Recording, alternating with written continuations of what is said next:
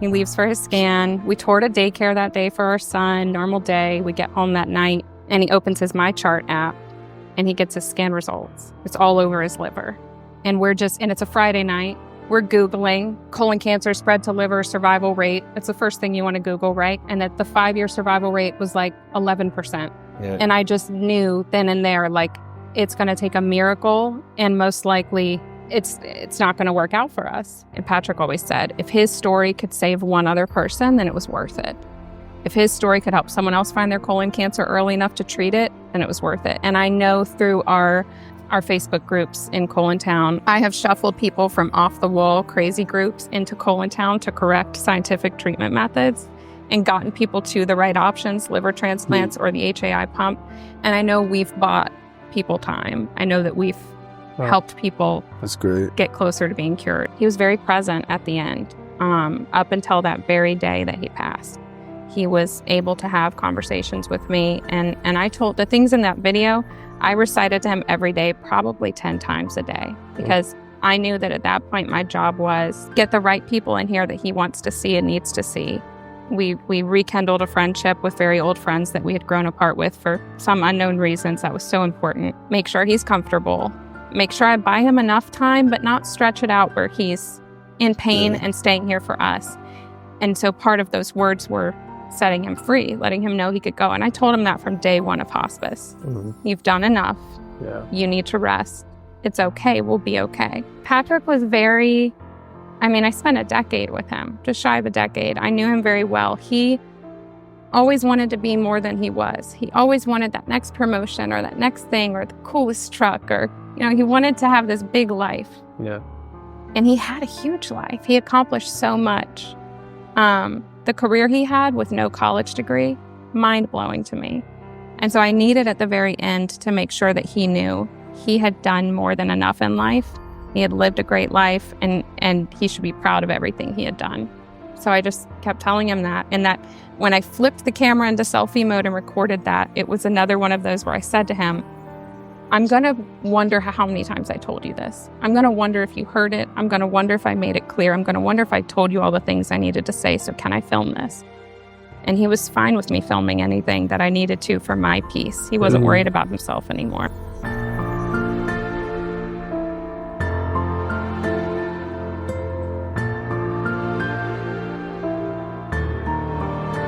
Welcome back to the Get Back Podcast. Today's episode is sponsored by Tomahawk Targets, your premier axe throwing target seller. Check them out, tomahawktargetsatx.com. And also, if you'd like today's episode, please comment, like, share, subscribe. We sure do appreciate it. My name is Greg Kelly, and I'm here with my co-host, Zeke Pike. And guys, today we have an incredible episode in store for you. We have my guy, our co-host today on the Get Back Podcast.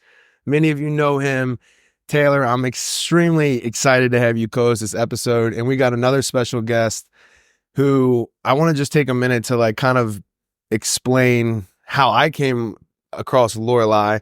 And then I want to kind of pass it to you and let you explain your guys' kind of connection, because we had just shot his episode, and I don't know if I was getting targeted. I definitely am getting targeted by widows and people who have lost spouses. And so I'm getting, and I'm sure you guys probably do as well, right? And so I came across your story and I was like, dude, this is like Taylor and Haley. It just felt so much like that. And so I had reached out to you before even knowing that you and Taylor followed each other, and was like, hey, I love your story. It's amazing. It was inspiring, right? And we were so moved by Taylor's story that we almost wanted to hear it from a female's perspective, right? Because being men, I wanted to hear that perspective of it. And so I reached out to you, and then I was like, hey, Taylor, wait, I saw you following, you guys know each other? And then Taylor kind of explained how you guys had met each other and that story. And so with that being said, I kind of want to pass it to you, Taylor, and let you explain how you and Lorelai met. And I think it came full circle. And to me, I think that's just a God moment. And so I think it was really cool to see you guys also being a part of each other's journey. Yeah. Basically I was scrolling through TikTok, and then I came across, it was a video of you playing with Patrick, and you were just telling him, I'm proud of you. You fought really hard. and he did not look good. And Haley was still alive at that point, and I was just like, that really scared me because I knew like that's where I was headed. I think I commented and was like, You did. This terrifies You me. said like, I'm so afraid of what's coming, something like that. Yeah, this makes me so scared of what's coming. And then she commented back and explained that because of the video she saw that we took to Florida, that they booked the same trip, and then they used the same photographer that we used on the beach.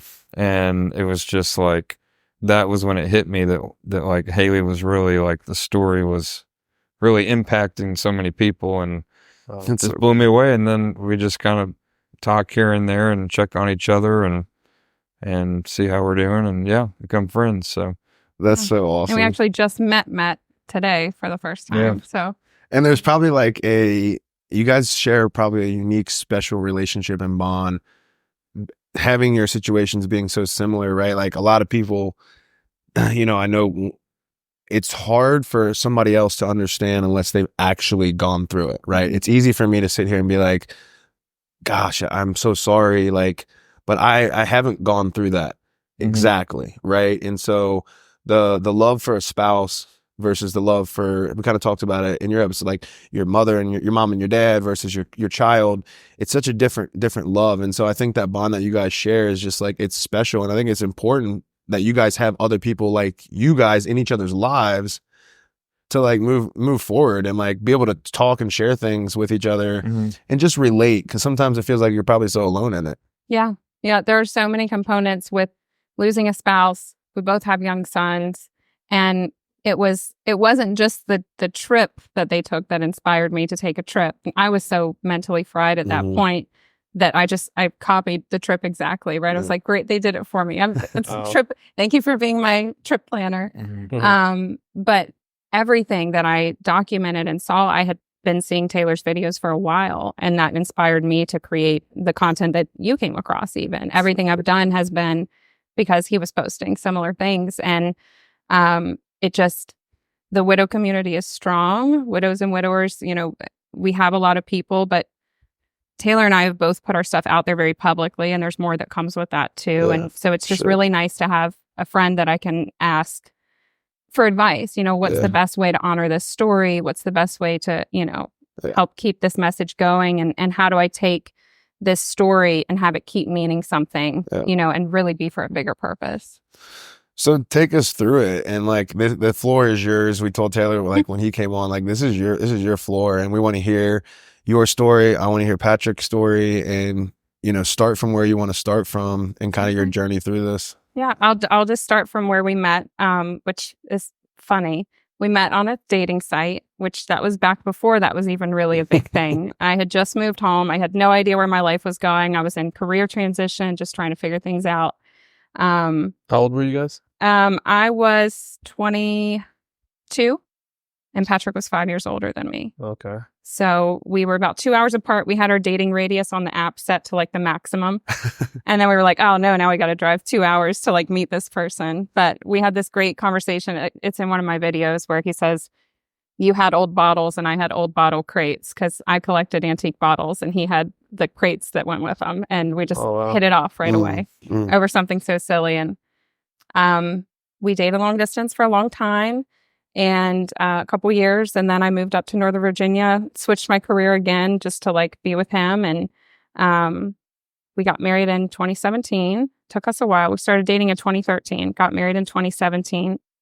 I realized now looking back, Patrick always needed me to pull him to that next step. I don't know, for men, sometimes I think they feel they need to hit certain financial checkpoints in life to do the things. And you're right. right? Yeah. Well, you guys have a clock. Yeah. And so, I might want to ring by this date, but he doesn't think he's ready till he makes X amount of money or whatever it is. But I had to kind of push to get us to move in together and get married and do all the things. And I was driving it all at the time. And I remember being frustrated. But at the end of it all, it was very clear how much he appreciated that and needed that. And there was never a delay because he didn't want to do the things. The delay was just he needed someone to help him. Right. So we got married, and as newlyweds in Loudoun County in Virginia is very, very expensive. We could not buy a house. I pitched the idea of a tiny home. That's when people on social media were like doing tiny homes or living in campers. And Patrick was very rugged, so he was not about living in a tiny home, but a camper. A camper would work. Tiny homes are like kind of like bougie campers. Yeah, exactly. Yeah. So we bought a camper with no intent to take it on trips, right? Just to live in it. So as newlyweds, we came back from our honeymoon, picked out our camper, bought it, moved in a few months later, and we lived in 300 square feet for 2.5 years. It was supposed to be about a year, and we loved it. Yeah. It was just us. We were isolated. We could really focus on building our marriage, building that foundation. When your pipes freeze in your camper, you've got to work together to figure it out. I think maybe every couple should have some kind of like boot camp like this. I love that. Trailer RV boot camp. Yeah.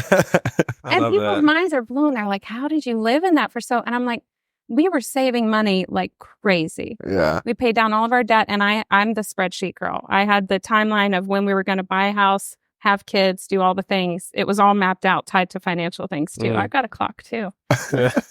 But anyway, so we did that for a while. And then we bought a house at the height of the pandemic. We started building it before. Mm. And then we closed in April of 2020 when the world was going crazy. We had no idea if we'd even be allowed to close on our house. And the house set the wheels in motion of everything else for me. Once we got settled into the house, and my spreadsheet said a kid would be like 3 years after that, right? Mm. I don't know what happened. Oh, and I'm not a dog person. I don't know what happened to me when we got in that house. One morning I woke up and I said, let's get a puppy. Wow. No idea where that came from. Got Patrick's dream dog, a German Shepherd. Trained him up to look all cool, like a military looking dog with the goggles and the boots and the like tactical vest. And then a few months later, out of absolutely nowhere, like not at all in my head leading up to it, I said we should have a kid. Wow. Out of nowhere. I don't know if that's just the pandemic or some kind of divine timing of where I was the one driving us for so long and having all these plans and things. It got to a point that I had a complete change of heart. Didn't worry about the spreadsheet, didn't worry about money, daycare, nothing. And just said, let's get pregnant. Got pregnant quickly, and Patrick was diagnosed a month later. Mm. So if I had not had that Never happened. completely random change of heart, we wouldn't have had Jamie. Because once you start chemotherapy, You're probably not there's a even period fertile. of time. Even if you get to be off of chemo, you have to wait, like Right. 6 months to a year before you can conceive. And Yeah. so it's wild to me that I have always been someone who maps out my life and has a plan and a strategy. And we were on an anniversary trip. We were headed to Dogfish Head Inn in Delaware. We love Dogfish Head beer. And our dog was at his trainer's. And the trainer sent me a picture of our dog and his toddler. And I said, do you think Gunner's ready for a little brother, little sister? And the trainer said, absolutely, he'd rock it.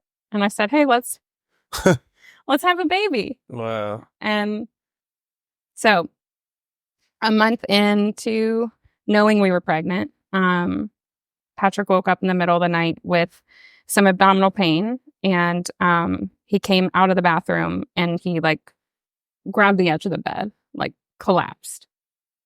And he said, we've got to go to the emergency room.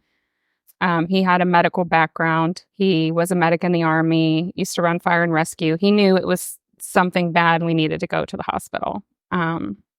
So we went. This is still the pandemic. I had no idea what to expect, but the emergency room was like a ghost town. Nobody was there. We got right in and they reassured us over and over again. This man was the picture of health, very active, very strong. Regularly had health screenings, had a lot of extra health screenings for his job. And they said, it's nothing. He's young, he's healthy, he'll be fine. And then they found a tumor in his colon. And they still reassured us. He's young, he's healthy. It's the best kind of cancer to have. That will always stick out in my mind. It's the best kind of, what is the best kind of cancer to have? There is no best cancer. And if there is, it's certainly not colon cancer. That's wild. So much reassurance. Doctors did a really good job. Maybe it's because I was pregnant. I don't know if they were just trying to keep me like calm.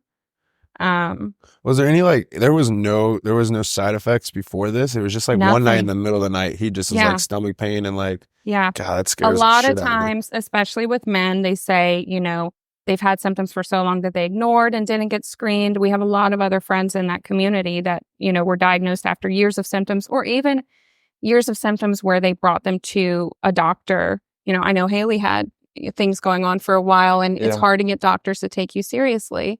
And we have friends who should have been diagnosed during the pandemic, but you were backlogged to get a colonoscopy those days. They would push them out a few months, or even longer. And so we were fortunate. It's not the right word. I don't know what the right word is, but the way it presented suddenly in the emergency room to get it diagnosed quickly is probably the best thing that could have happened there. So, what stage was it? It was stage 3B at first. 3B? And it was one big tumor, or it was a pretty small tumor. I feel like he was about 2 centimeters. And then it had grown into the wall of his intestine a bit and kind of gone through the muscle.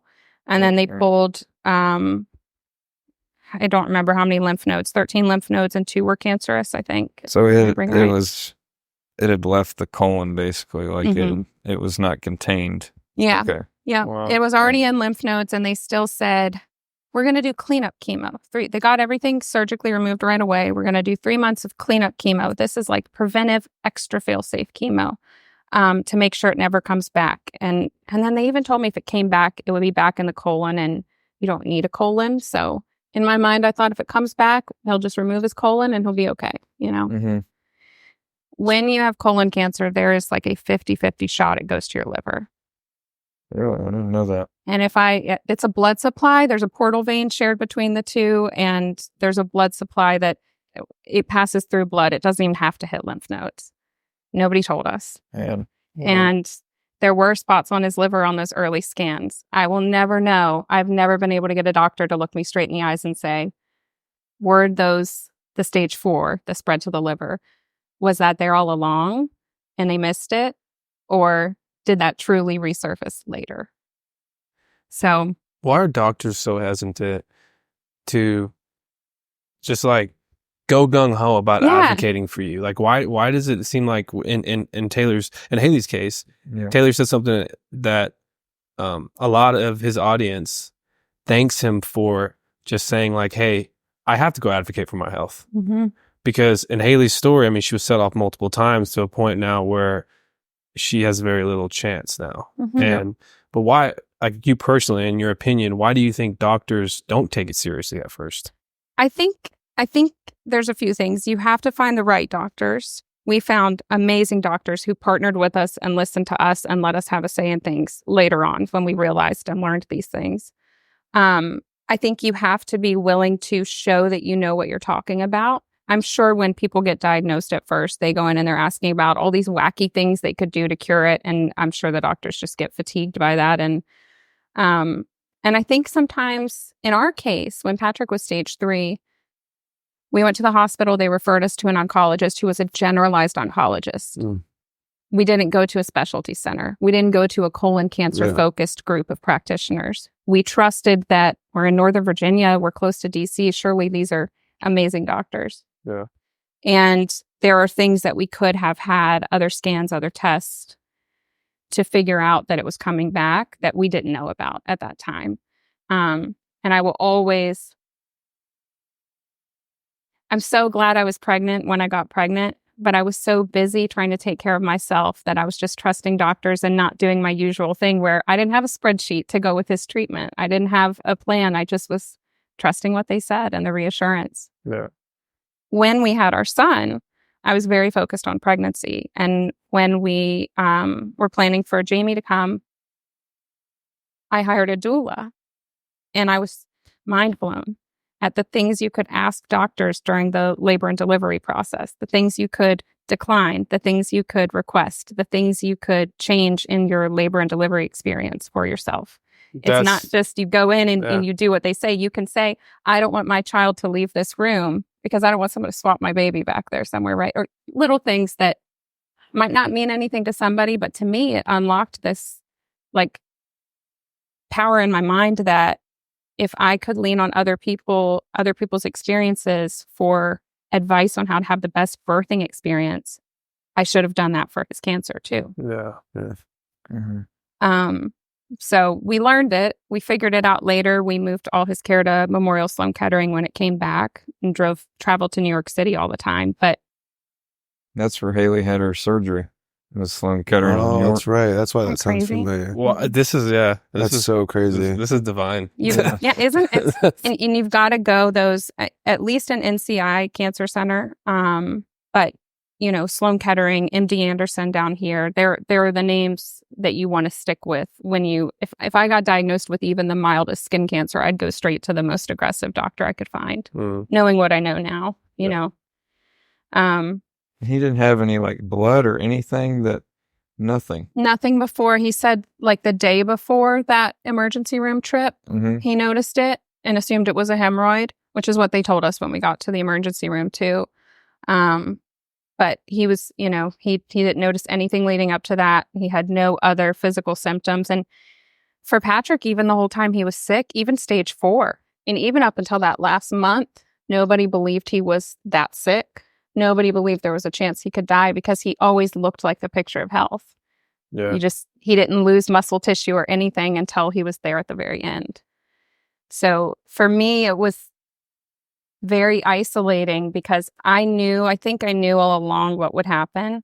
I just had this feeling. I did everything to advocate that I could to prevent that. Yeah.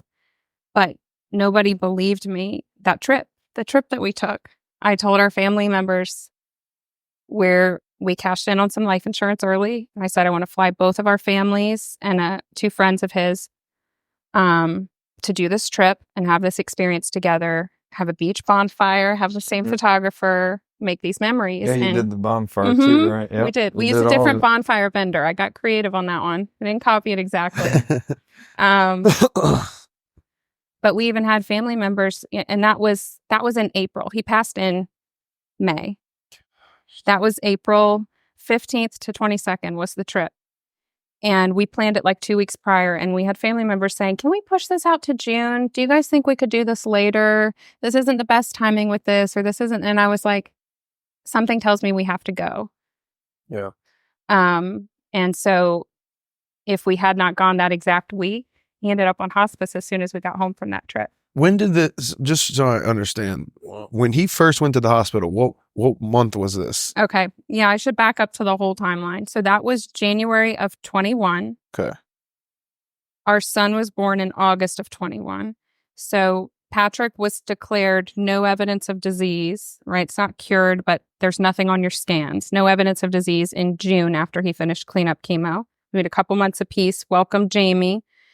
And then in December, he went for they wanted him to scan again in 6 months. And I joked when he went out the door, because we thought it was so far-fetched. I said, bye, I don't have cancer. He leaves for his scan. We toured a daycare that day for our son, normal day. We get home that night, and he opens his My Chart app, and he gets his scan results. It's all over his liver. And and it's a Friday night. No. We're Googling colon cancer spread to liver survival rate. It's the first thing you want to Google, right? And that the 5-year survival rate was 11%. Yeah. And I just knew then and there, it's going to take a miracle, and most likely it's not going to work out for us. I'd love to say I was more optimistic at that point in life, but I am now, but I needed that experience to teach me it. So I spent a day and a half crying and essentially preparing myself for almost a funeral when we got that. And then by Sunday, I had found this organization called Colon Town. It's a nonprofit. We have these private Facebook groups for every stage, every treatment option, every path of colon cancer you could possibly have. It doesn't exist for any other cancer that I know of, but I found it for colon cancer. And by Sunday night, I had the name of the doctor I wanted to see in New York City. I had the name of the surgeon I wanted in New York City. I had listened to a podcast on potential surgical ways to cure this. I had a whole plan. My spreadsheets were going, right? And by Monday, we called and got those appointments set up and moved everything. Now, believe it or not, So that was December of 21. January of 22, he had surgery. It spanned over my birthday at the end of January. So I don't remember the exact date, but we were in New York City. I'm in a hotel room with a very fussy baby, family members in a room adjacent to help support me, and Patrick's in the hospital. They get it all out. It's all out of his liver. It's gone. He's no evidence of disease again in January. Wow. They put a pump in his abdomen so that if it did come back, it could feed chemo directly into his liver. And that was supposed to be this doctor in New York City. She's retired now, but she had a survival rate, a 5-year survival rate of like 78% versus the 11% that I had found. And it was with that treatment option. So that's what we did. And they did cleanup chemo again, stopped his chemo a little early that summer. And a month later, it was back again. And it came back so fast that time, 5 more tumors on the liver and jumped right into his abdomen, that I knew, like, it's too aggressive. Something's... It always comes back stronger. Yeah. It's hard to explain, but it just comes back like it's angry or something. Yep. We have so many friends who have done those same treatments and are, thank goodness, no evidence of disease even years out. I have friends who have gotten liver transplants. If it stays in the liver only, you can get a whole new liver from, like, I could give you half of my liver and it will regrow to full size in your abdomen, and mine will regrow to full size. And I wish I had done that for him before it came back. But once it jumped outside the liver, there was no. Yeah. And most doctors won't. They'd say, oh, just wait and see what happens, you know. But I can say without a doubt, and the biggest thing I told myself to keep myself sane was, at the end of the day, I want to know that I did everything I could do, and then I'm giving it to God. I'm doing everything I can within my power to be his wife, his advocate, support him, find things he never would have found for himself for treatment options. Sent him to doctors in California. He came down to MD Anderson. We pulled everything we could find at the end when treatment stopped working. So I know that we did everything possible. So it came back in August of 22,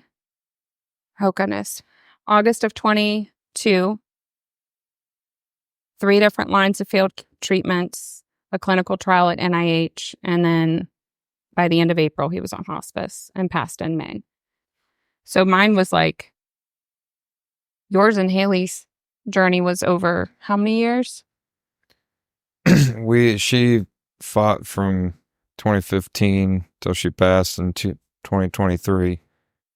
But the hospice journey was really from December of 22 till she passed in July of 23. Yeah. And ours was January of 21, and he was gone by May of 23. And hospice was 2 weeks and 2 days, maybe. Yeah, I just can't believe how fast like hospice went, because Haley was on hospice for a while, and I didn't learn that you can be on hospice for years. Yeah. Like, just because you're in hospice doesn't mean that like you're dying. I thought that was for like the last stage, but some people will be like, I'm not doing treatment, I'm not doing that, and they enter in hospice, and that allows them to get pain medicine and things they need, and they just go live their life. Yep. And I didn't know that. That was something I learned. So hospice is, they do a lot of good things for families, and they still call me to check on me. That's pretty amazing. Yeah. So we all compare. We see it in the comments on our videos. I get the questions all the time. Everybody wants to compare and look at the timelines and try to figure out what might happen to them or how theirs might go. We look to examples in movies and books of how these things work. And you always think someone's going to tell you, you have a year to live, or you have this much time. And we had no idea ever. No. They told us when I planned that trip, it was, they had told us in March that he had 6 months or less. And they said, emphasis on the or less. So I knew it could have been a month from then or 6 months. But everyone else heard 6 months. And I'm like, you guys you're not hearing me. Like, his liver is 60% covered in tumor tissue. One blockage in the wrong place at any point in time, and he starts dying. How did he handle that? Because it's like, I just couldn't even imagine.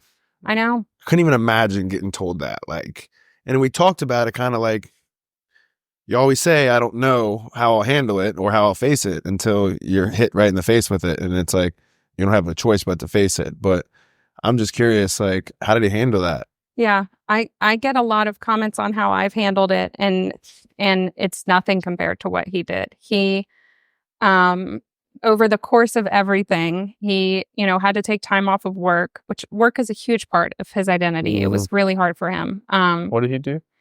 He worked in aerospace. He did like satellite propulsion systems at the original point of his diagnosis, and then he ended up being an integration and test manager for Northrop Grumman toward the end. So he went back to work, got a major promotion somehow during all this. He didn't want to tell people at first when he was stage 3. He kept it on a need-to-know basis. He didn't want to worry people. He didn't want attention. He didn't want people to treat him differently. When it went to stage 4, he allowed me to start sharing it on social media, doing a GoFundMe, getting the word out there. He was very quiet about his struggle. He never complained. The man, so he passed in May of last year, my birthday last year at the end of January. He was in the kitchen all day, taking wheat berries into the KitchenAid mixer, milling his own flour to make the pasta to make chicken marsala for my birthday dinner. He was trying to make a pie too. And I was like, please just let me pick up dessert. I don't want you to spend all day in the kitchen. He cooked for us. He kept everything up around the house. He had his projects and he liked to work with his hands. I think he was just doing everything he could to stay sane, but he was never, I have friends who are envious of the kind of husband I had. Like, he's on chemo and he's doing this much for this household. And, in comparison, other people didn't receive that support from their partners. What a stud. He was incredible. Even when they told him, even when we knew it was the very end, he was determined to try a clinical trial. He was determined to keep going, even though he was already in pain and not having a good time. And when they told him, when we knew it was really it, he just repeated to everybody. Actually got him on the phone with his family pastor from childhood, and that I think he had a trip to Italy. He couldn't come be with us, but they talked on the phone, and I heard him say, I got everything I wanted in this life. I'm a happy man. I got everything I wanted in this life. I just wish I could be around a little longer to enjoy it. But I'm okay. This is what's supposed to happen, and I'm okay. I don't know how he did it. I really don't. You mentioned something earlier. You gave it to God. And you now mentioned he had a child pastor, right? How was your faith through all of this? Mine was questionable. Patrick's was strong, always. You struggle a lot with that, right? Why is this happening? What did I do? This is a good person. Why are there other people who get to enjoy life and live to a ripe old age, and this is happening to this good person? And I struggled with that for a little while. And then I realized at some point that whatever was going to happen was going to happen. And as I said, I would do everything I could to change it. But if I couldn't change it, I knew I just had to accept it and make the best of it. Yeah. I had to know that at the end of the day, there was something more powerful than me making everything happen. And that there was a purpose to it. That's what really kept me. I've never had very strong faith, but something, you can't, listening to the story, I mean, there's no way for me to deny that there was some kind of divine timing in everything that happened the way that it did for us. Yeah. So my faith was strengthened by all of it. Isn't that weird? It Isn't is. that so weird? It's really a weird. Paradox. It's a paradox. Right. I should be angry, but I'm grateful. The other thing that really helped is I was working from home. Patrick was home from work. We had a newborn son, and we made a pact that we were not going to have bad days. Even the day that they told us 6 months or less, we weren't going to have a bad day. We were going to go take a walk to the dog park with our son and our dog. We were going to squeeze joy out of every single day. We were going to make every mundane thing we did like a little fairy tale, picturesque movie scene and enjoy life and soak it up. And we got more quality time in those little over 2 years as a family than most people get ever, you know? Yeah. And he could have been off for work traveling. I could have been distracted at my career. We wouldn't have been present as a family. So we were given a gift of this time and this appreciation for how short life was. So I can't imagine somebody who loses their spouse suddenly. You know, they walk out the door and they don't come home. I think about that often. Yeah. We had time. We had time to make whatever peace with it we could and soak up the memories and document the things that our sons will have forever. And I'm just grateful for that. I can't be anything but grateful for that. I have a question for like both of you guys, kind of, because I struggled a lot with when my dad because it was very sudden with him. He was just, hey, he's good. Your dad's on a ventilator. And that was it. Like, it was 58 days on the ventilator. But there was something so tormenting for me of like not having control, like to be able to do anything. Like, advocate as much as you want. You know, try to research like this is it. Mm-hmm. You know what I mean? Like, and that tormented me. And I'm just like, you guys have you had to experience that just as much. Like, you would do anything. You would give your liver for this man. Like, I can't do anything. It's so tormenting. And just like, there's no control. There's no control.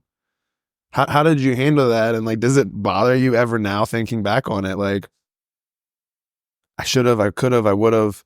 What if I did this? But then I couldn't do that. Like, it's like tormenting. I mean, for me, you just have this moment of acceptance of like, this is the cards I was dealt. I am, you know, the typical man that wants to fix everything and solve the problem. And, you know, I was saying this the other day, I remember laying with Haley in the last week and we were just laying together, and it's just so surreal to want something so bad that every ounce of your being you want. And I want her to be healed. I want it so bad. I feel like it's right in front of me. Like, she's right here with me. But I can't have what I want. But I feel like it's right in front of me and I just can't grab it because it's just, that's the cards we were dealt, that this is the way it was going to end. And yes, it is maddening to feel like you could, like, why can't we heal her? Like, what's the problem? Like, and that's what's so terrible about cancer. It's just, there's no cure for it. It's just a tough disease, and some people are prone to it more than others, and it's just unfortunate. I don't know how you feel about it. It's even though that's where I have to go back to some level of faith and believe that it was always going to end that way. And now my job is to take his story and have it be for a purpose. Yeah. But I do still regularly battle with myself and go back and think, and I have to remind myself, like, no, that wasn't, that couldn't be. I even asked him when he started hospice, and he was starting to go a little loopy at this point because his liver was failing. It floods your brain with ammonia and you're almost in a drunken state. And I said, like, what would you tell me on my hardest day when I'm blaming myself? And he's like, what? I was like, when I'm blaming myself for not being able to save you. And he was like, you're silly. That's stupid. That's stupid. And I go back and play that sometimes, and I'm just like, I mean, the thing we tried at the very end, I found a lab in Seattle that would take his tumor tissue from a biopsy, regrow it into these like organoid tissue samples, and then hit it with every cancer drug they could find to see what it responded to. And I was like, this is it. I'm going to save him. Nobody else has suggested this. I had asked his doctors a few months prior, can we grow the tumors in lab rats and treat them? And they looked at me like I was crazy. I found this test. It was like $10,000. I was like, whatever, we're doing it. And it was like the day after they told us 6 months or less, unless we found another treatment option. And they called us and said, we were plating the samples and none of them were viable. All of his samples that had been growing for weeks that we were waiting to test, they all were not viable. They couldn't test a single drug. And I was like, well, that's it. But I know that I know I did everything I could. And now I know that, and Patrick always said, if his story could save one other person, then it was worth it. If his story could help someone else find their colon cancer early enough to treat it, then it was worth it. And I know through our Facebook groups in Colon Town, I have shuffled people from off the wall crazy groups into Colon Town to correct scientific treatment methods and gotten people to the right options, liver transplants or the HAI pump. And I know we've bought people time. I know that we've helped people That's great. get closer to being cured. And I try to remind myself, I will always struggle with it. I will always struggle with guilt of me being here and him not being here and not being able to do anything to save him. But you have to at some point say that that's how it was always going to end, you know? And you like have so much faith in those moments. Like I know like you're like, okay, it's all gone. There's no signs of it. You got same thing with Haley. Like they removed it all. And you're like so hopeful. Like we figured it out. Mm-hmm. And then you start to live a little bit and then it's just like, are you kidding me? Mm-hmm. Like, gosh. Mm-hmm. He said it, Patrick said it, don't be silly. Mm-hmm. It's amazing. He's at the end of himself and he sees you just kind of, bussing around like, hey, I gotta do something. He's like, just don't be silly. Mm-hmm. Like, and at that moment, I feel like he was at the rawest form of childlike faith, like, Yeah. you're going to be good, Yeah. and, it just goes to show you that you can't try to worry about the things you can't control. And I always, whenever we talk about the what ifs and we talk about the tragedy that happens to us in our life, in my life, in y'all's life, in Zeke's life, I always remember John 16:33, where Jesus tells his disciples that in this world you will have trouble, but he says to take heart, have peace. I've overcome the world. And that's just a promise that there is heartache in this world. There's things going on and people don't realize that. And I think having the faith will give you the comfort to be able to just see the next day and then see the next day. And then developing the relationship gives you the higher understanding that, hey, maybe I need to seek further into something that's going to maybe heal me at the end of all this, because I need to get healing. Faith's helped me a lot. Faith's helped him a lot. Seeking a relationship with Jesus Christ has helped me so much moving forward. I can't even express it. I try to express it. I just can't maybe find the words sometimes. I'm maybe not that intelligent, but no, it's unbelievable. And I want to talk about a little bit about the time where that video that went viral. I saw it too, and you're comforting him in his last moments here, and telling him you're proud of him. And I could just see he was almost at peace a little bit.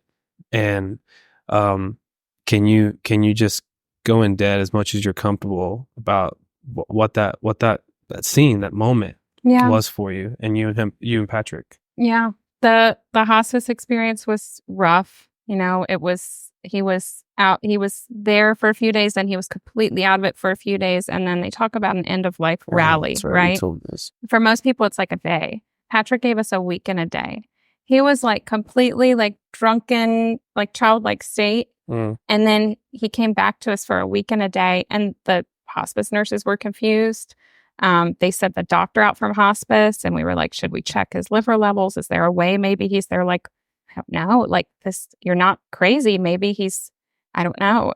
We had this tiny bit of hope. It went away quickly, but he was very present at the end. Up until that very day that he passed, he was able to have conversations with me. And I told the things in that video, I recited to him every day, probably 10 times a day, because I knew that at that point, I saw my job as get the right people in here that he wants to see and needs to see.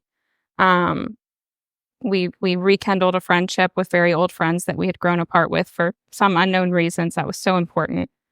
Make sure he's comfortable. Make sure I buy him enough time, but not stretch it out where he's in pain and staying here for us. And so part of those words were setting him free, letting him know he could go. And I told him that from day one of hospice. You've done enough. Yeah. You need to rest. It's okay. We'll be okay.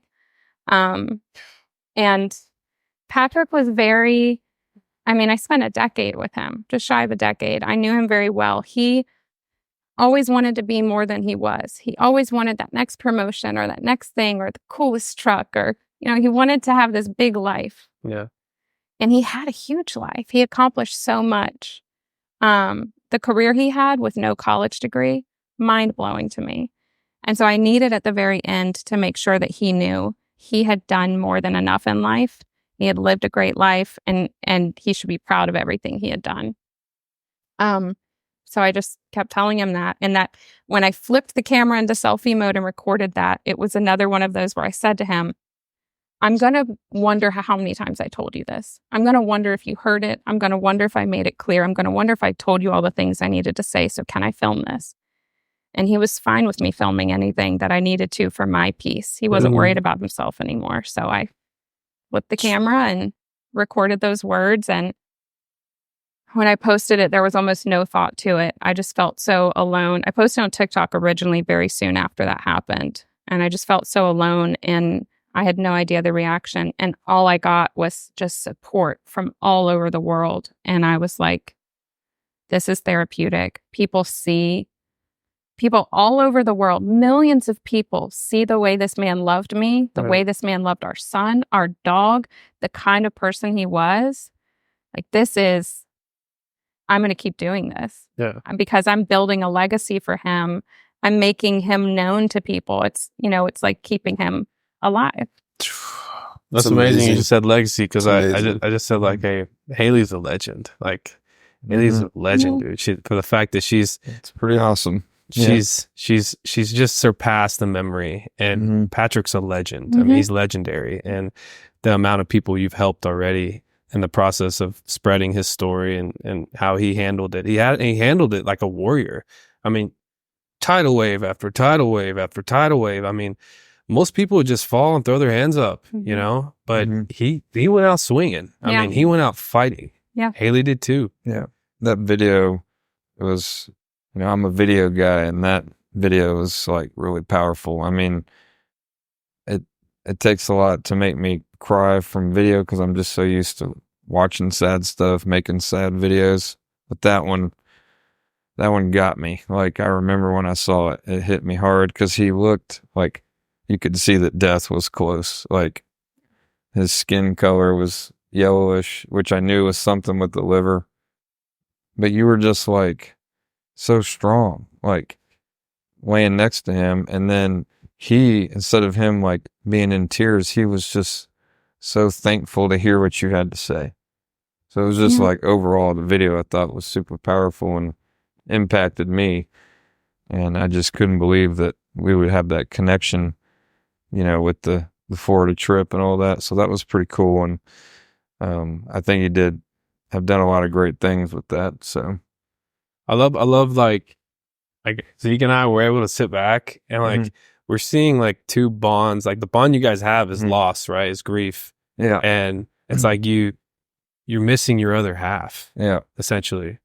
And it's like, I kind of almost want to be on a fly on the wall in every conversation you have because it's like, hey, what are you doing now? What are you doing now? What are you doing with your life? So what are things that you do now after Patrick's passing that help you heal to be there for your son and all? That's the power in sharing it, right? Other people see that and they think, how are they doing this? And they change how they're living for it. That's why I share as much as I do, because I want people to see the resiliency, the purpose after, and what I've done. So I have broken probably every widow rule in the book of the things you're not supposed to do within a year. You're not supposed to make major decisions. You're not supposed to change your life. You're not supposed to do anything. But Patrick was sick for over 2 years. Yeah. I had time to have these discussions with him and make plans. And I woke up the day after he passed, and I still had a toddler, still had a son to breastfeed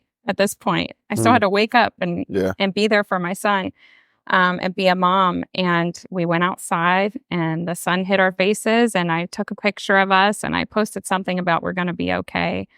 I don't know where I'd be if I didn't have Jamie, honestly. I might have been in bed for 6 months crying, but I didn't have a choice. Toddlers don't let you lay in bed ever. That's another thing you all share. I mean, you wouldn't know where you would be if you didn't have Yeah. Weston. Yeah. Yeah. That's It's amazing. some purpose and timing and how it all, how we're able to move forward with them as our motivator. Yeah. So Patrick passed in May. In August, I moved not far from where we lived, but over the West Virginia line and found a house on a lake. And I was like, yeah, I'm buying this house. Moving. We talked about getting more outdoor time for our son and our dog. We talked about living on water if we could. And Patrick was very clear that he wanted, if Jamie was interested in the things he loved growing up, please give him a way to do those things. Yeah. Running around, playing outside, making all kinds of mischief. So where I live now, I'm on a lake. We have a cheap little pontoon boat. We take out fishing all the time. Awesome. We play outside and splashes in the water, throws rocks. I mean, he's having the time of his life. And it's the best thing I could do is to give my son the most ideal childhood I can. Mhm. Knowing that what was taken from him, what he lost. So I went back to work. I've changed my whole lifestyle really to just focus on that same message we had during his treatment. We were not going to have a bad day. I'm not going to let a day on this earth be taken from me because Patrick doesn't get any more days. I do. And Jamie does. So I'm going to make the most of every day. I'm going to do the things I want to do. I'm not there. There are widow rules, but are there? Or are these just things we've seen in movies That's or right. things financial advisors tell you? That's you right. know? Yeah. That's Life's too powerful. short. That's exactly what it is.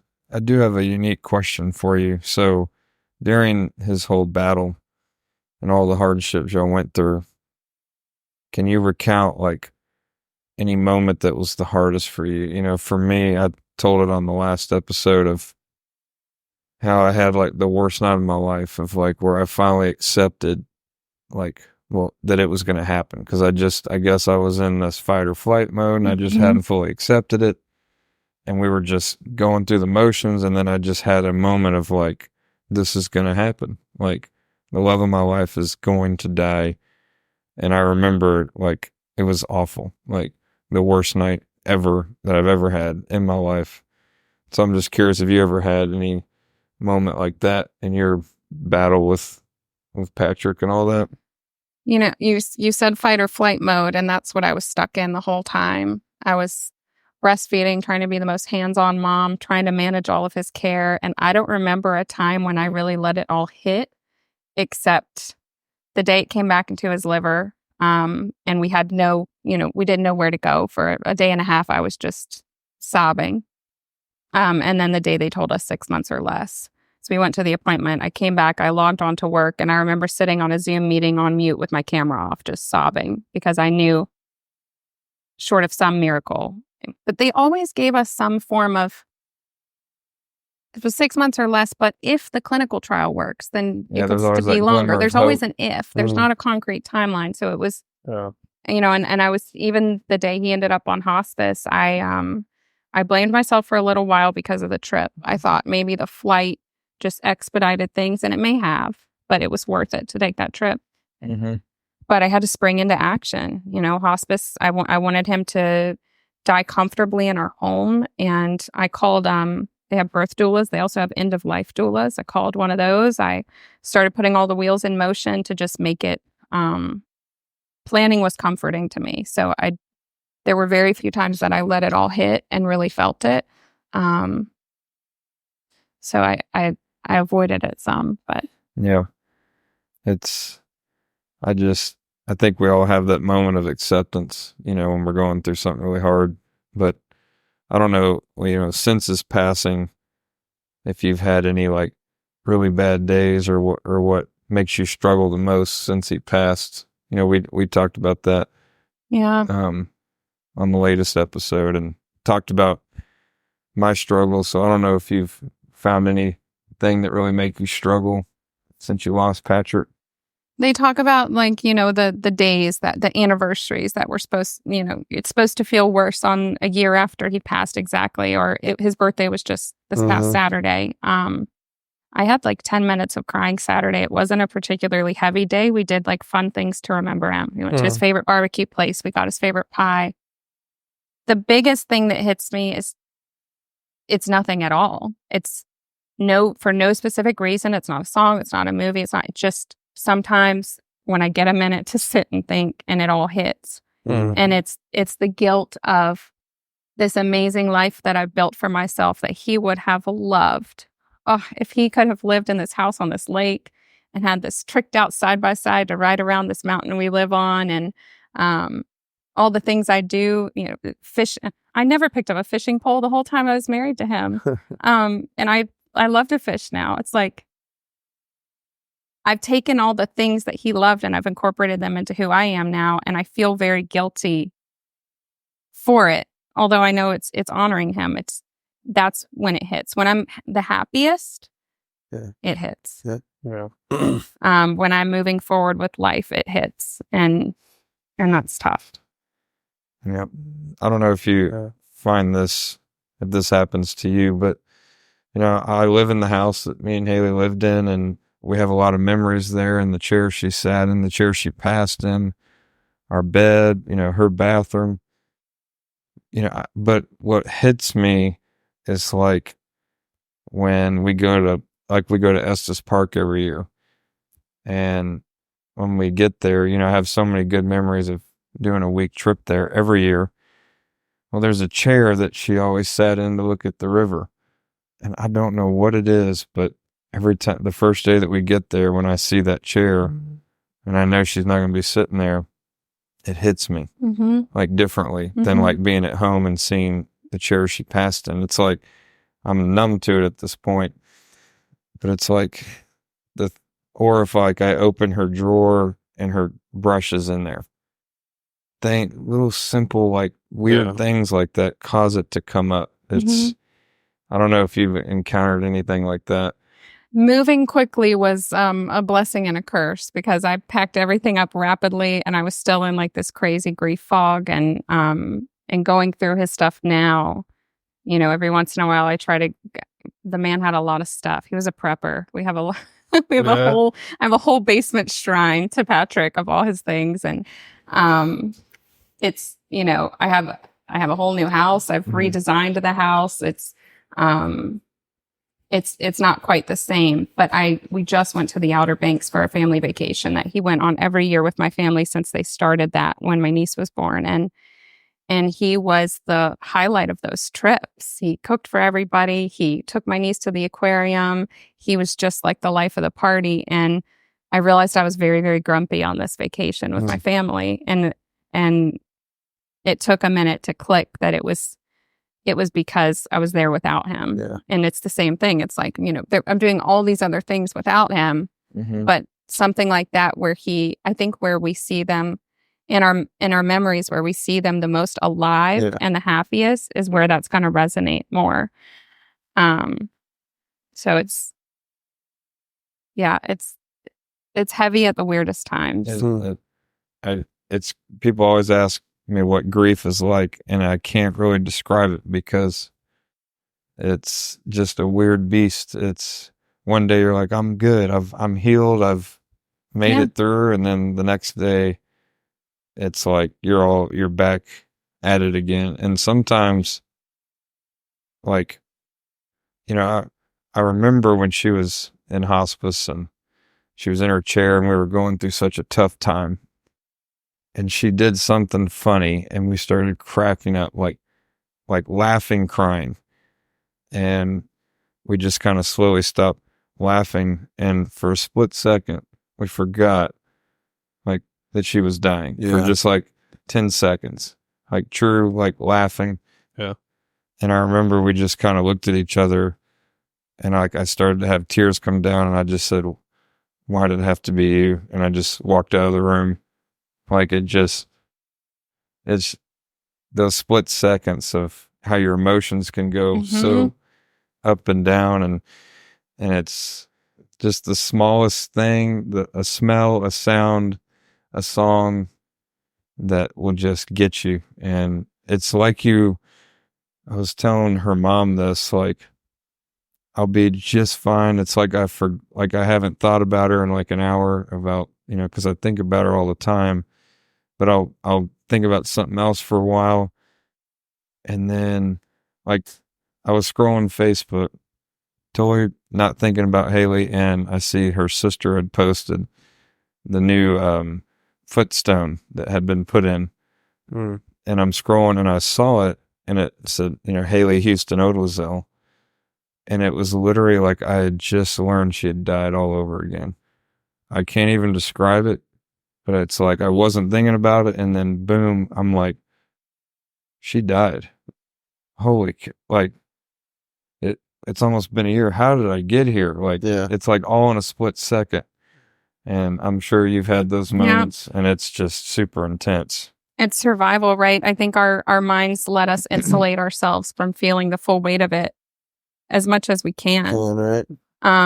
When you were talking, it reminded me too of like the whole time, every morning when I'd wake up, you have that split second where you don't quite know. And then you've got to remember and think what's happening. And every day it's like you're relearning that this is happening and this is your life. And I very often have how did that really happen to me? How did I do that? Yeah, how did I get here? Yeah. How was that real? I mean, I just had it on the flight here yesterday where I'm just like, it really hit. And I was like, I don't understand how, but we do. We're resilient. People are resilient, and people say all the time they don't know how they could get through what we've been through, but you can. Yeah. It's a choice of how you're going to get through it, but you can get through it. We have this ability to long suffer. I mean, we're given and we're designed intelligently to just go through some hard stuff. Mm-hmm. And I think we put a damper on ourselves a lot when we see hard stuff and we're like, I've never done anything like that before. Right. But like, you really don't know that you can get through it unless you get in there and get through it. And some people, they voluntarily put themselves through hardships to learn and to train. Yeah. So when the involuntarily, when they involuntarily suffer, then they're trained enough to be able to take on that hardship. And then some people, it's just kind of thrusted upon them. Mm-hmm. And, we really don't know how strong we are until it's the only choice we have. And we see that a lot. I mean, I see that a lot in both of you guys. And we're talking about living with grief and living with trauma and living with the what ifs and living with what could I've done differently. You've taken on a burden that you're going to have to live with for the rest of your life. Mm-hmm. You've taken on trauma that you're going to have to live with for the rest of your life. And I think the more that you do hard stuff, either it being something as simple as just going out there and run like what I do now, or having to just get through every day of trying to heal, right? And continue to get over the grief. You learn to understand that there's going to be good days, there's going to be bad days, but I'm going to continue to see every day for what it is. And I know that you guys now have an appreciation of what love looks like, right? Of what peace looks like, of what helps with the healing. And during the bad days, what I need to do in order to get back on track and the path that I need to stay on. And that's so important. And I'm really happy that you guys are here sharing that. Like when y'all were just going back and forth like that, I was like, I'm a fly on the wall. It's like, this is amazing. Like, because I know the audience sees it too, because there is somebody on the other side of this camera that's going through what you're going through. And you're giving so much insight on how to just keep going. Yeah. And how to long suffer and be that example. And our stories are so massively like upsetting for people. And I want to reach every widow going through it or every person whose spouse is sick. But at the same time, what I love about when I'm scrolling through my comments is someone just saying, oh, I just had a fight with my wife and I'm going to go apologize to her right now. I love the small things, right? It's resiliency is relative, and I don't need to teach every widow how to survive. I just want other people to learn that the time we have is a gift. There is no reason to overcommit to your job. There is no reason to stress about things that don't need to be. The things I could have saved myself years ago if I had learned these lessons, right? Focusing on what really matters and making the best of every day we have, whatever that looks like to somebody, just being present. And That's the biggest thing for me when I'm reading those comments and I see that someone's just living a little bit better that day because of the way Patrick's words impacted them. Mm-hmm. That's perfect for me. Yeah. That's so healing for me. So I'm curious, I have a great group of friends, and they've been so supportive and a part of the journey for so long, and have been great friends to Haley, me, love them. They're my age, and I'm 32. I've been through quite a lot for 32 years old, and we have a lot of memories of all of us together. Haley, like all of us taking trips. Haley was always like the life of the party, and I still see my friends almost just as much, but I just feel like it's just that void, and it's like, it hurts. It's like when we're all together, I love my friends, but I just have this missing piece of me that I feel like I've lost this thing that has connected me more to my friends. And then I also feel not to their, that I don't blame them for this, but I feel like I've seen too much. I've been through too much. I've had too much trauma that my growth is further down the road than they are. So I have this feeling of isolation when I'm around them, that they just don't fully understand what has happened to me in my heart. And I'm just curious if you deal with that, like feeling alone when you're with your friends sometimes. Oh yeah. It's a weird form of imposter syndrome, right? We had it when Patrick was sick and we would try to go to a concert or do something normal. We're looking around at everyone like feeling like we're in a totally different world and everyone's speaking a different language because we're like, they don't feel the weight of what we're dealing with right now. Yeah. What's heavy on our hearts. And since he passed, I love to just try to be easygoing and enjoy life but it's hard sometimes to hear people complaining about things that don't matter, or see somebody not being kind to somebody they love, or just I want to be there for people and I want to be able to understand, but I feel like I'm like pretending as if this massive thing didn't happen to me and I'm not completely rewired now. Yeah. It's very isolating. We find people and we make connections like this where someone can understand, but it's almost like I'm wearing a mask when I'm at work meetings or gatherings with friends, or I'm trying not to let everyone else feel the weight of my burden. And you don't want people to treat you differently either, right? They do, inevitably, I'm sure. It's definitely been a struggle of mine, and my friends pick up that I seem distant or quiet, and I'm just like, I've just been through so much. Like it just doesn't feel the same. And so I'm just trying, everything. When Haley took her last breath, everything changed. Everything about my life changed, and I hate change, and everything has changed. And so it's just been such a difficulty for me, and also navigating social media and we talk about it a lot, but if you want to talk more about, any of the struggles you deal with being vulnerable online. I'm very vulnerable, and I have the power that Patrick gave me, this permission to use his story however I wanted to help whatever people I wanted. Yeah. I've been dating, and I've been dating very openly, and boy, oh boy, do I get a lot of grief for dating. That's so wild. I'm glad you touched on this, though. Yeah. I think you said it in the beginning. I was hesitating. Am I going to bring it up? No, it's fine, though. You said it in the beginning, like, the widower rule is like, dude, F that. Like, everybody's journey is their journey, and there's nobody wrote a rule book of like, oh, when your spouse dies, this is what you got to do. Right. I tell my mom the same thing. Like, you take as much time, as little time, you do what you need for you. Yep. Because that's all that matters is you. And how dare they try to, put themselves in your shoes and say what is right and what's wrong to do. Like he said it earlier, and I'm still stuck on it. And I told my wife this last night. Taylor's lonely. Like, Taylor's lonely. Like, if I'm lonely, then there's a brokenness inside of me that like I hate that. Yeah. I hate that for Taylor. Yeah. You We know? lost our spouse, and we lost you're grieving the loss of your spouse, and you're grieving the loss of the you that you were with your spouse. Yeah. We took Amen. care of somebody for so long.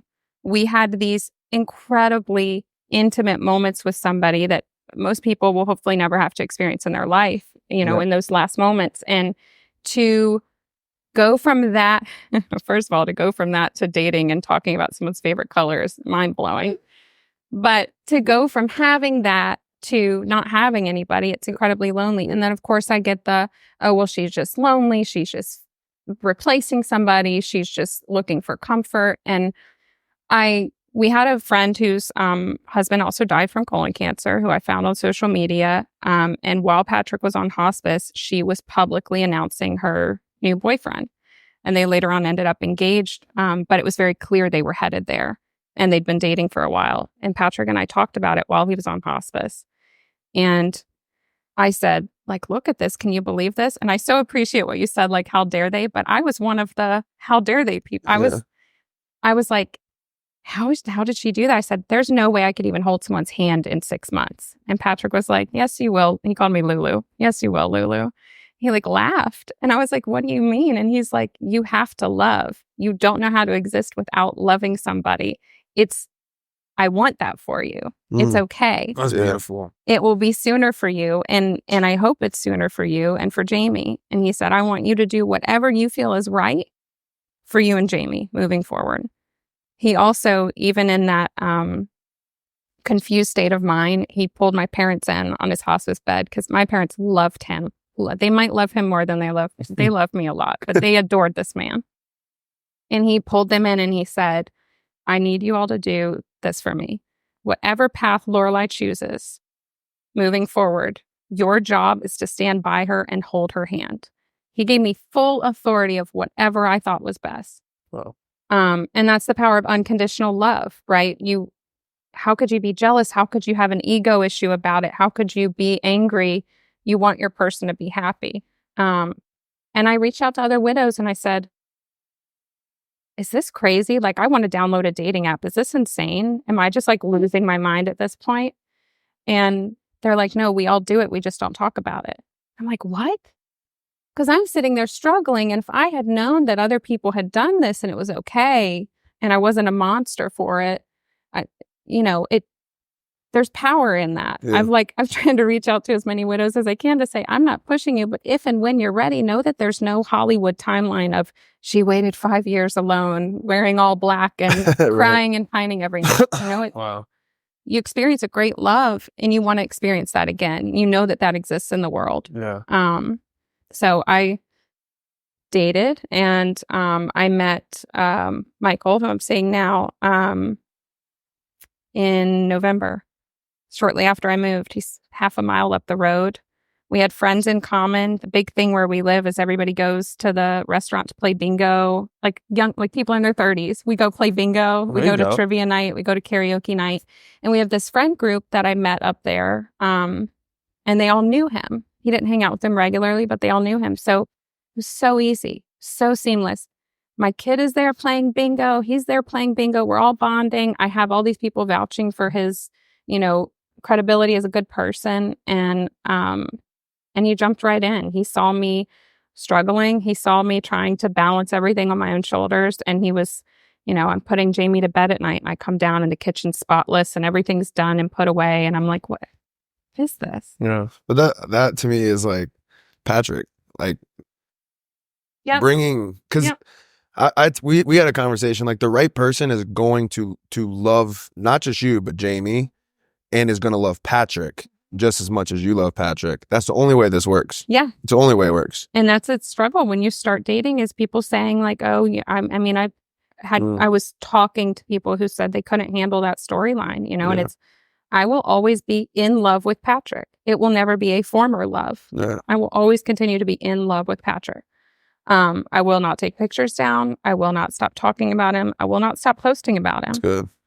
But that doesn't mean I can't also be in love with somebody.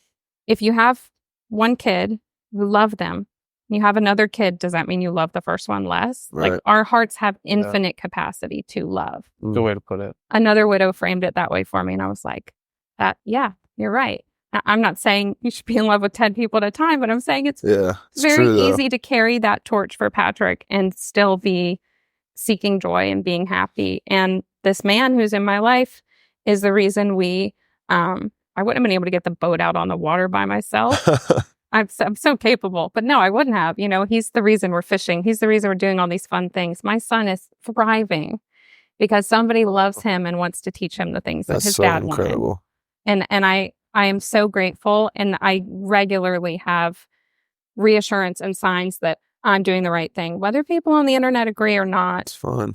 My job is to provide the best life for my son, That's all that matters. and his life is 100 times better with this person in it. So that's so good. That's so awesome. It blows my mind still to think like the timeline and how I'm even able to do this. But I mentioned vacation being hard the other week, but Michael loaded up the entire truck by himself, put his Blackstone in, got us all down to the beach, cooked for everybody just like Patrick would have on the trip. And and my niece caught herself. She always said Lulu and Uncle for me and Patrick. My niece caught herself saying Lulu and Uncle because it's not like Michael's trying to replace Patrick. It's not like he's identical to him. It's just that the way he was present with our family on that trip, the way he was looking out for people, the way he was helpful, she just slip of the tongue said it. And it was just like, this person has all the qualities that I would want for my son to look up to. Mm-hmm. And he's still going to look up to his dad. And he's still every day, pictures and videos of his dad. I have more than enough to last a lifetime because I knew what would happen. Yeah. But it's important to me to move forward, and it's important to me to be transparent. I could hide it and the internet might love me more, but why hide it if it could help somebody else? That's right. And we've got to shift this idea that when you lose your spouse, you have to become a shell of a person, and there's some trophy for being miserable for years and years. Life is short. Why would I be sad for a day longer than I have to? Yeah. Life goes on. There's a saying I love, and I've heard it, and I feel this way for my wife. It's like, if I ever pass away, the only person I would ever want to be like is the next person that you fall in love with, because I hope I can create a standard that then when that next man comes, that you could see me in him, and that I could, my memory could still be alive within y'all two, but there would be no envious. He would be okay with stepping into the life and that you choose to carry. And like I said, Patrick is a legacy. Yeah. And he's doing a lot more good in this world right now, the more you get to share him. And you need a companion. Like life goes on for you. Life goes on for your son. Yeah. Your son needs a father figure, right? Boys just don't grow up the same without fathers. Right. And it's a risk to, I get the, oh, this man will be gone, or, oh, it's a risk, but I'm willing to take that risk. I'm willing to be vulnerable still in this and keep the door open for life to still be good. Yeah. And it goes back to faith too. If we are to believe that Patrick is in this beautiful place and he's at peace now, and Haley too, if we are to believe that and that's our faith, then why would we think they'd be anything but thrilled to see us succeeding in life now? Yeah. How could you think they'd be upset? And I had the beauty of having the conversation. So I have peace and I know that what I'm doing is okay with him. I feel so terrible for people who didn't get, it's like I got a permission slip to do whatever I needed to do to rebuild my life. Yeah. And others are going to have to hold themselves back because they, all the expectations society puts on us, and not having that permission from their spouse. Yeah. My mom is her first husband. So my mom's a double widow now.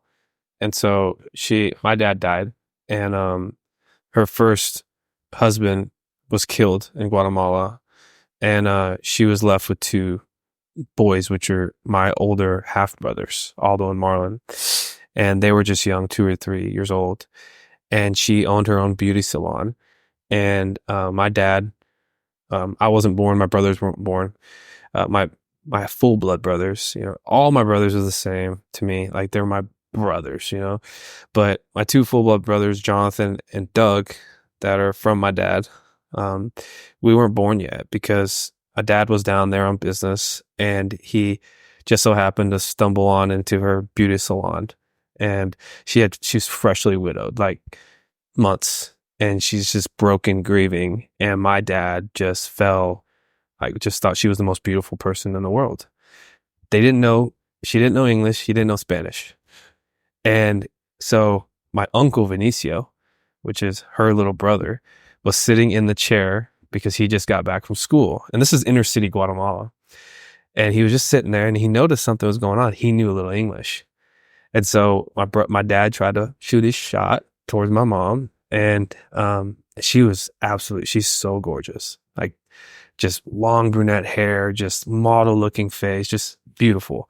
And he's just like slurring over his words, like he didn't know how to act. And he finally was like, are you her relative? And he's like, yeah, I'm her little brother. And he was trying to get defensive a little bit. And he's like, what are you trying? You trying to hit on my daughter or my sister? And anyways, he's like, I want you to say something. Well, that whole day he stayed longer than he should. And Benicio, my uncle, was interpreting for them. And I thought it was really cool because my mom was really standoffish at first. She just kind of blew him off. Well, he just kept coming back, and he was down there for a little while in business, and he just kept coming back.